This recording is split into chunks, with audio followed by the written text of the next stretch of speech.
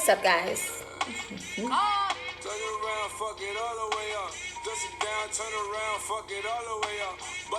I like this song actually.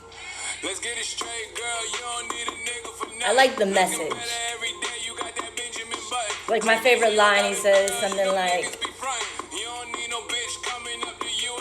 what was he saying?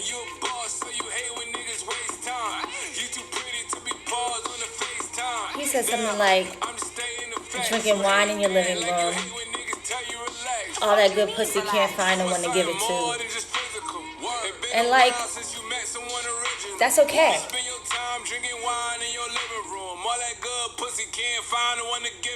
Yeah, like that's okay. Like I'm a non-drinker. I don't drink, so I'm not endorsing that part. But like if you got something to offer, but you can't find anybody to give it to, like that's okay. Like it's okay to be alone until you find somebody who's worth giving all that goodness that you got to. And I'm not just talking about sex. He was using sex as an example, but I'm talking about love. I'm talking about your heart. I'm talking about your intellect. I'm talking about like all the things that you give, all the things that you bring to the world, all the things that you've got going on for yourself. It's okay to like preserve that until you find somebody who's worth giving that to. And so we've all heard this saying, when you know better, you do better. And I was listening to an interview with Tahuti Ma'atara. I talk about him all the time. He's my favorite herbalist. And he said it's not knowledge that's power. I know people say knowledge is power all the time. It's not knowledge that's power. It's knowledge applied. That's power. It's knowledge applied. And I was out the other day and I met a nice guy. He seemed very friendly and he wanted to take me out to dinner. I looked down because I took some notes about this. Because I really want you guys to listen to what I have to say about this. And so this guy seemed really friendly. You know, he had a nice smile. And he said, yeah, let's go out this evening. He wanted to go out to dinner. He slipped me his business card. And as he handed me his business card, he started telling me about this travel club that he's a part of and how they go on 3 international trips a year. And he would love to take me to, you know, a foreign country. And you know, you've seen my IG profile. It specifically says loves to travel, which I do. I like really, really love to travel. And so he's telling me about like all of these places that he's been. And he's telling me about like riding camels in Cairo and, you know, hanging out on the Nile. And I've always wanted to go to Egypt. And the way that he approached me was more personal than professional. Like he wanted to date me. He wanted to take me out. And I began immediately observing my thoughts. And the thoughts were kind of like reminiscent of the old me. Like, yeah, I know he's interested in me, but, you know, I could flip this into a business opportunity. We can become business partners, you know. We can develop a more professional relationship. And this was like always my MO. I would meet guys who wanted to date me, and I would always have the intention of wanting to turn it into a business or professional relationship. Like for years, this has been kind of like my MO. And so I was thinking about like a side hustle, you know, it would be a win-win situation. I would get to travel and I could make money, you know, selling like travel packages or whatever. And I really wanted to take some trips and all these things. But I was lucky because I actually had my brother on hold while this guy was trying to holler at me. And I took my brother off hold after, you know, we parted our ways. And he was like, why you have me on hold? And I explained, I was like, some guy trying to holler at me. And I told him about the guy or whatever. And he reminded me that his ex-girlfriend actually owned an all-ladies travel group. And she's an entrepreneur. She was doing like a makeup line. She has an all-ladies international travel group. She models. You know, she's a real go-getter. She's a Leo like me, Samantha. And then this voice of reason kicked in because he knows, like, I love Samantha, I adore Samantha. And, I started asking myself, like, how many successful men have you attracted with the intention of creating a business relationship? And how has that worked out for you? And the truth was, why, the only reason that I would accept a date from this guy was with the intention of developing a business relationship, not because I was really that interested in him. And then I thought further, I'm like, there's a man who occupies my heart currently. So why would I engage in somebody when I know that there's not really a place for them in my heart right now? And, as much as the trips that he was talking about, the camels in Cairo and the Nile and the trips to Dubai and all of these excursions that he was describing that I desired to take was alluring, it really wasn't about him. It was more about what he was offering me. And my brother, hit me up with game, and you're really lucky as a woman when you have like brothers or male friends who can kind of put you on to game. That, you have to be very questionable about men who lead with what they can offer you. It's almost as if their personality is not enough or their heart is not enough. When they start offering you all these things and they are too flashy and they're like showing you, all the places that they could take you and, kind of like showing off their money or flaunting that thing, it kind of can insinuate somewhat of an insecurity on their end. Just like a man who, if a woman is leading with what she can do in the bedroom, you may want to question that, because what else does she have to offer? And then furthermore, how many men is she leading on with that approach, right? And there's no shame in being a sexual being, because we all are sexual. But when a woman is leading with that, when she's leading with all the things her mouth can do and all the things that she can do in the bedroom, you may just minimize her to somebody that you could just have fun with in that way. And so the same goes for women. When a man is leading with all the places he could take you and the money he's got and things like that, he's kind of setting himself up as like, I don't know, like a John or something, and so it kind of speaks volumes to like how he perceives himself, because you shouldn't lead with that. It's wonderful. I believe in chivalry. I believe that it's wonderful to spoil the individual that you love, to spoil your partner, fly them around the world, massage their feet, take them to get mani-pedis, take them to the spas and massages and all that stuff. But that is reserved for the person that occupies your heart.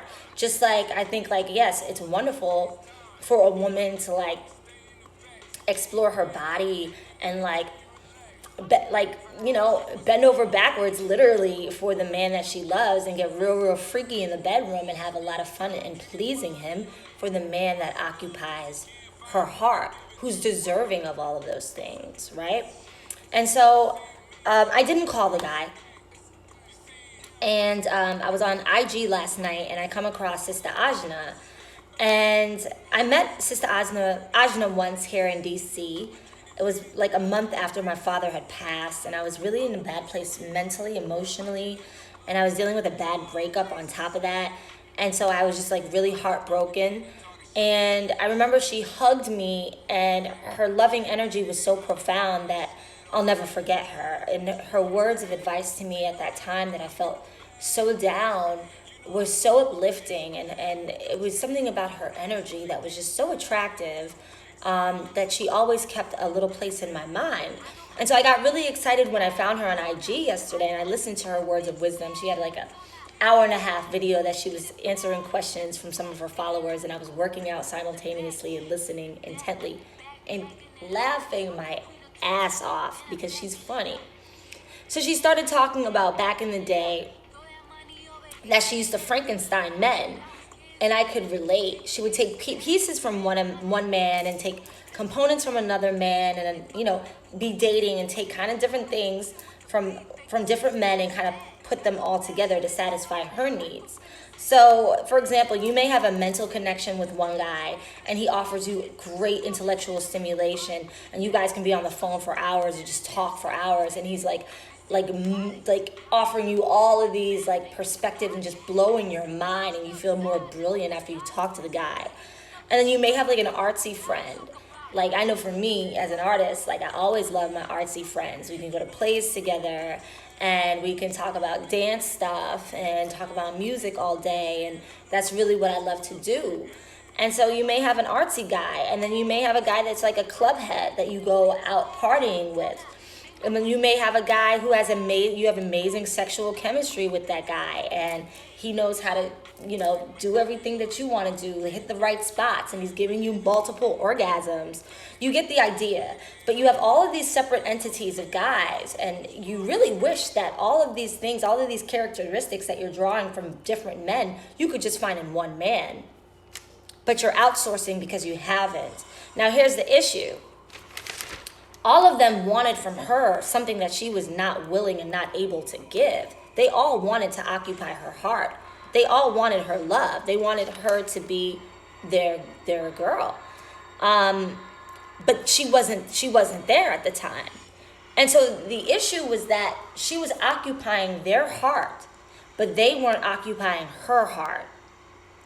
And she acknowledged that she was not operating with the highest level of integrity by doing that. And this was back in the day, right? Because we can talk about these experiences from back in the day because we're not the people that we were, right? But we're talking about these experiences from back in the day because when we talk, we aren't just talking just to talk. We're optimistic that what we're saying will not fall on deaf ears and that there's going to be somebody who's listening that can actually help. Right? I come from a very long legacy of healers. My grandmother, my father, I come from a very long legacy of healers. Ajna is a healer. So when we're talking about our past, it's no guilt, it's no shame involved. And if anything, if this is the stage that you're at, look at it as optimistic and hopeful because there's always evolution. Because I grew, she grew, many of us grew. We aren't the women that we once were. And so she acknowledged that she was operating without the highest level of integrity by doing that, by occupying men's hearts and leading them on, and them still having a hope, an inkling of hope, that she was going to be their wife or, have a serious relationship with her, when the truth was she had no intention of that. And she said now she lets men know, like she deads it. She lets men know that there's absolutely no chance, the ones that she doesn't see a future with, that there's no chance of them dating her, being in a relationship with her. There is no chance whatsoever. She deads it entirely. She leaves no inkling in their imagination whatsoever that there would ever be a chance at all. Like no ambiguity. She's so clear about it. Why? Because it allows them to release her from their heart. And it allows them to now have an open place in their heart that she was formerly occupying, but allows now somebody else to enter their heart who might actually reciprocate the love that they're hoping to get. And that's operating from a very high sense of integrity.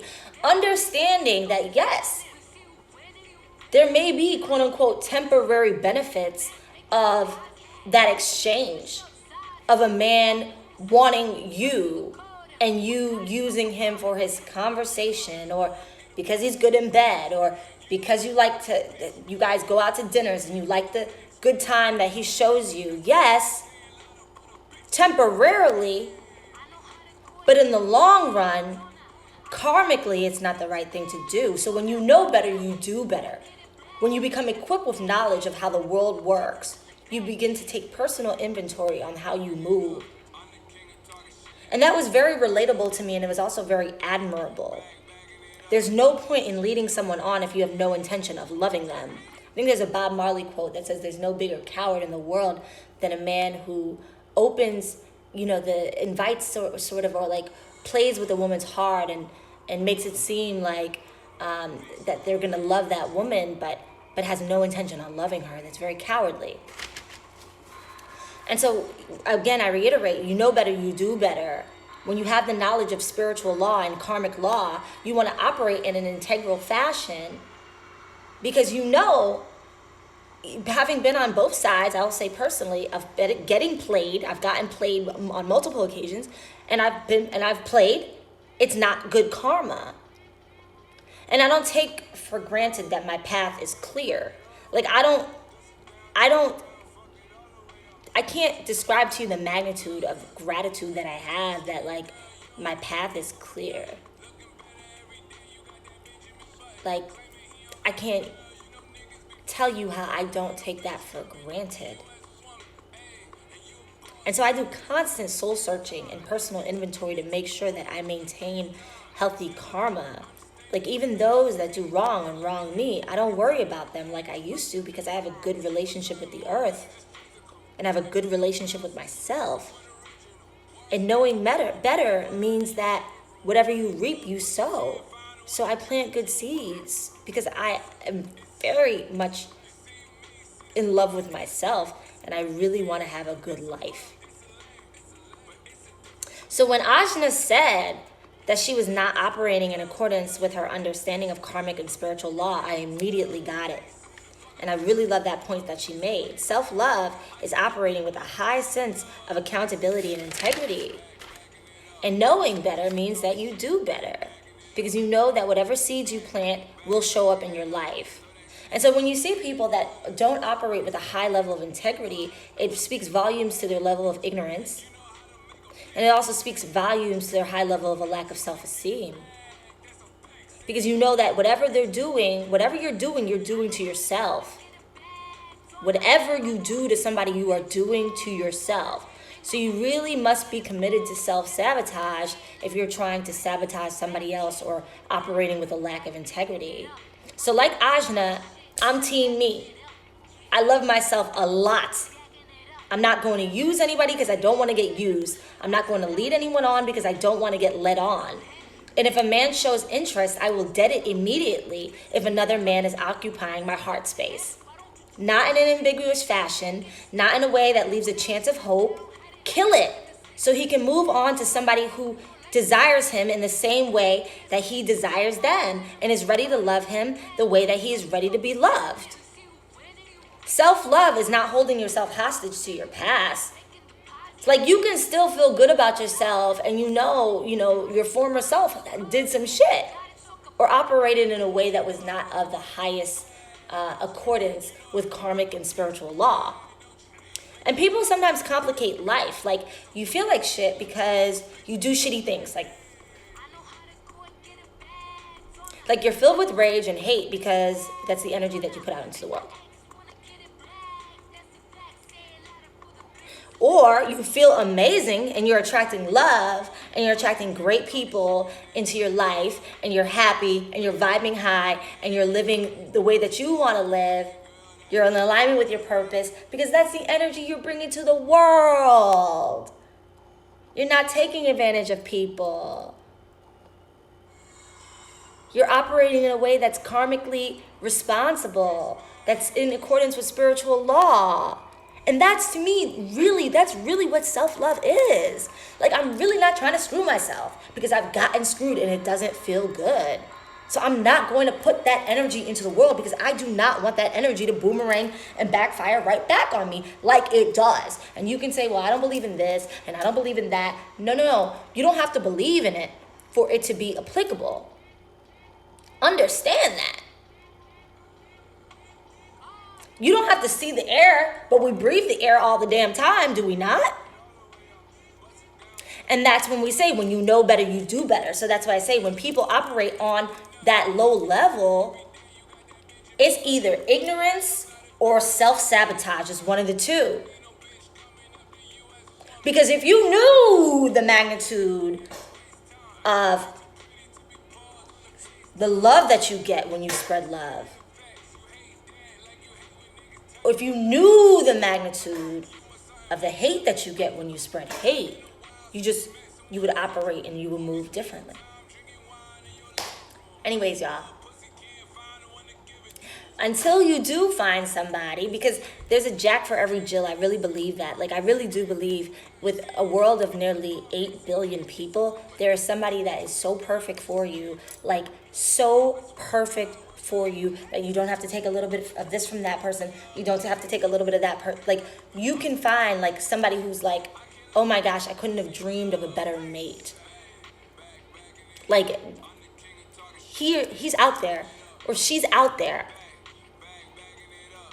But in order for you to receive that person, you have to be vibrating on that frequency. You have to be responsible to yourself, in accordance with yourself, in accordance with high spiritual law, karmic law, and all of these laws that apply. Because you don't want to get played, so you don't put that play energy out there. And if you're operating somebody's heart space and you know that you have no intention on loving that individual, then don't be mad when those things do come back to you. All right, y'all. Peace. What's up, Quads TV? How you doing? Enjoy your weekend. I sure am going to enjoy mine. Much love to everybody. Much love to Sister Ajna. You are amazing. You are amazing, amazing. You keep it so real. You're like a soul, I know we don't know each other like that, but you're like a soul sister to me. I respect you so much for your honesty, your integrity, and everybody who's out there is doing the work. Much love. Until next time, y'all. Peace.